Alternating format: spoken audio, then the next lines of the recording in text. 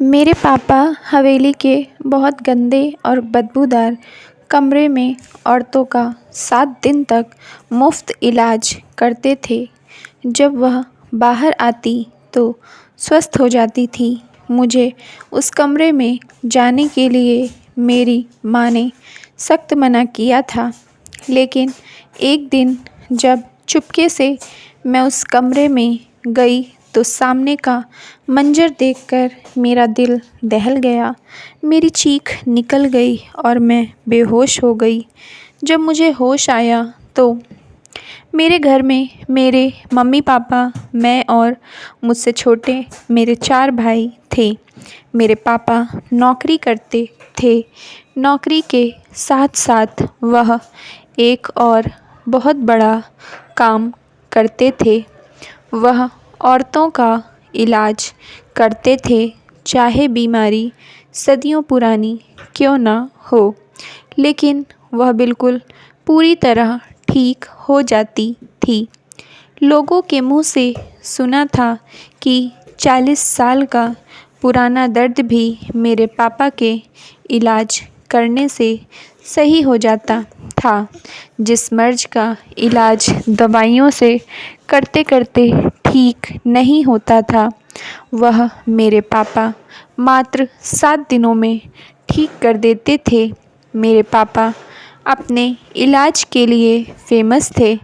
आए दिन कोई ना कोई औरत आती थी और 7 दिनों में ठीक होकर चली जाती थी। उन औरतों के खाने पीने और दूसरी ज़रूरतों का सामान उस कमरे में आता था, जबकि मेरे पापा के पास कोई डॉक्टर की डिग्री भी नहीं थी। मैं अगर कभी उस कमरे में जाने की कोशिश करती तो मेरी माँ मुझे बहुत डांटती थी। उन्होंने मुझसे कहा कि बेटी, तू उस कमरे में कभी नहीं जाएगी, वरना बहुत मारूंगी।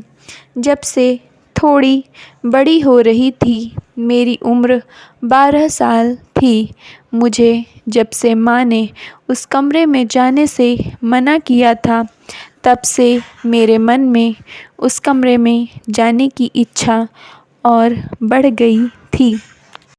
अब मैं हर वक्त सोचती रहती थी कि ऐसा क्या है उस कमरे में जो माँ मुझे जाने से मना करती है। बचपन ऐसा ही होता है, हमें जो काम करने के लिए मना किया जाता है, हमारा वही काम करने का दिल करता है। लेकिन डरती भी थी कि अगर मम्मी को पता चल जाएगा तो बहुत मारेंगी।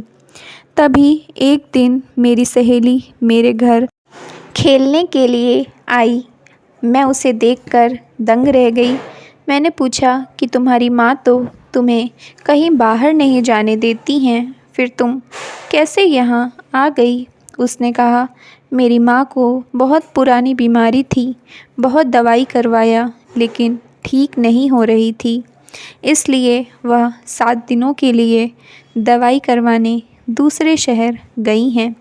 और मेरे पापा सुबह काम पर चले जाते हैं, रात को आते हैं। मैं दिन में अकेली थी तो तुम्हारे पास खेलने आ गई। मैंने कहा, तुम्हारी माँ शहर नहीं गई है। मेरी बात सुनकर वह दंग रह गई।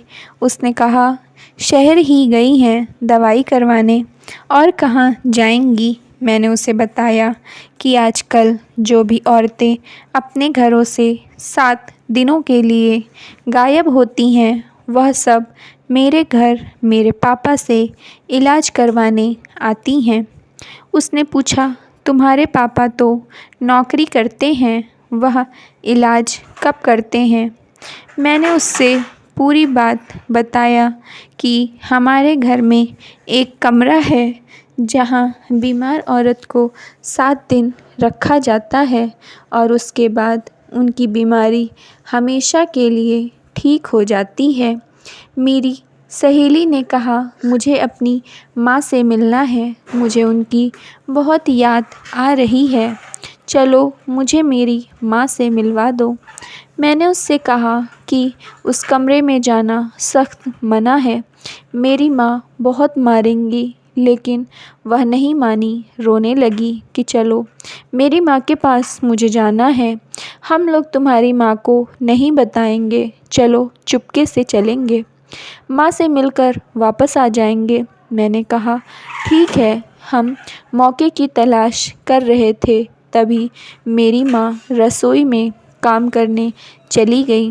मौका देखकर मैंने उस कमरे में जाने के लिए सीढ़ी लगाई, क्योंकि वह कमरा ऊपर बना था। मैं सीढ़ी पर चढ़ रही थी और मेरी सहेली सीढ़ी पकड़कर नीचे खड़ी थी। तभी पता नहीं कहाँ से मेरी माँ आ गई। उन्होंने हमें देख लिया। मेरी सहेली को एक थप्पड़ लगाया और कहा, हट यहाँ से, तुम लोग क्या कर रही हो। मेरी मम्मी सीढ़ी हिलाने लगी और बोली, जल्दी से नीचे आ जाओ, वरना मैं तुम्हें गिरा दूँगी, चोट लग जाएगी।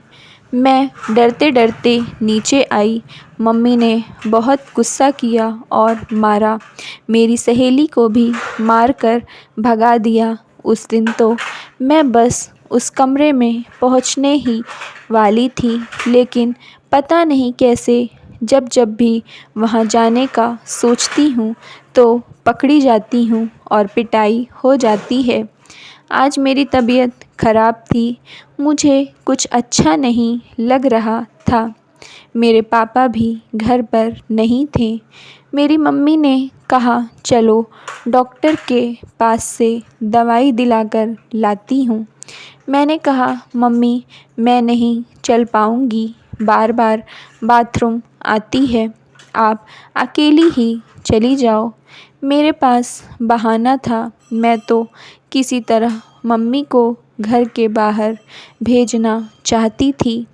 मैंने सोचा कि जब सबकी सदियों पुरानी बीमारी ठीक हो जाती है तो मेरा तो सिर्फ पेट दर्द हो रहा है, कमरे में जाने से थोड़ी देर में ही ठीक हो जाएगा। जैसे ही मेरी मम्मी डॉक्टर के पास जाने के लिए निकली, मैं तुरंत बिस्तर से उठकर गई। उस कमरे में सीढ़ी लगाई। मुझे माँ के आने से पहले मेरे कमरे में आना था। सीढ़ी लगाकर मैं उस पर चढ़ गई। कमरे के पास पहुँची, दरवाज़ा खोला तो लाइट बंद थी, लेकिन दिन का समय था तो थोड़ा थोड़ा दिख रहा था।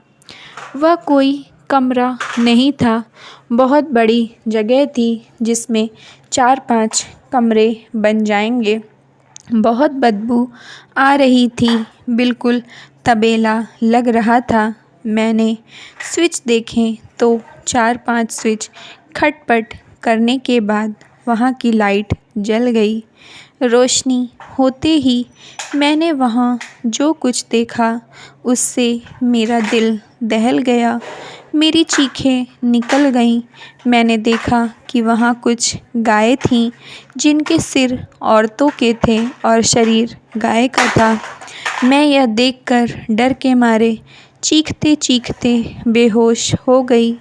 जब मुझे होश में आया तो मैं अपने कमरे में थी। मेरे मम्मी पापा मेरे साथ थे। जब मैंने आँख खोली तो मेरी आँखों के सामने वही मंजर घूम रहा था। मेरी माँ ने मुझे चिल्लाया कि जब तुम्हें वहाँ जाने के लिए मना किया गया था तो वहाँ क्यों गई थी। लेकिन मुझे अपनी आँखों पर यकीन नहीं हो रहा था कि यह कैसे हो सकता है कि किसी का शरीर गाय का और सिर औरत का कैसे हो सकता है। मैं इसी सोच में पड़ी थी, तभी मेरी मम्मी का गुस्सा पापा पर भी फूट पड़ा। तुम अपना यह सब इलाज करना बंद करो, घर में यह सब होगा तो बच्चे कभी ना कभी देखेंगे ही। ये तो अच्छा था कि मेरी बेटी सिर्फ बेहोश हुई थी, अगर डर के मारे उसकी धड़कन बंद हो जाती तब तो मैं तुम्हें नहीं छोड़ती।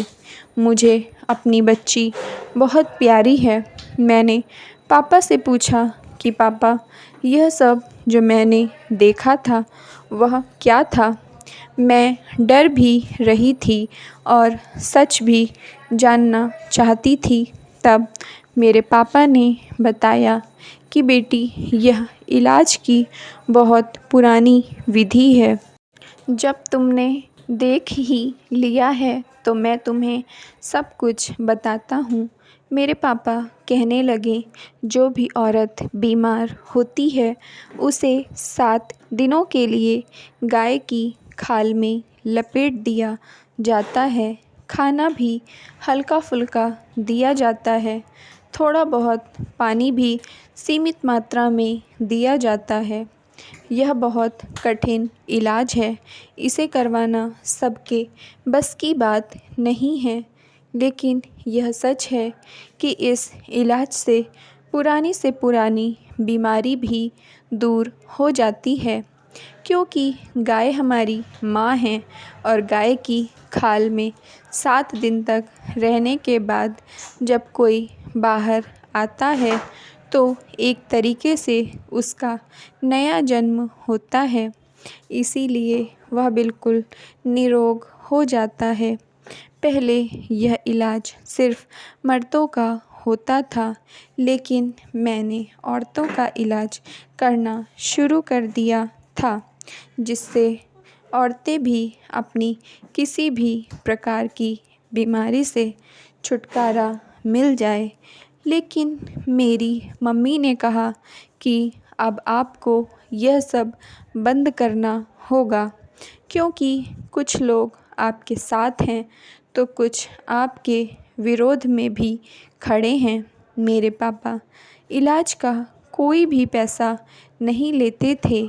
वह सिर्फ़ परोपकार की भावना से यह सब करते थे।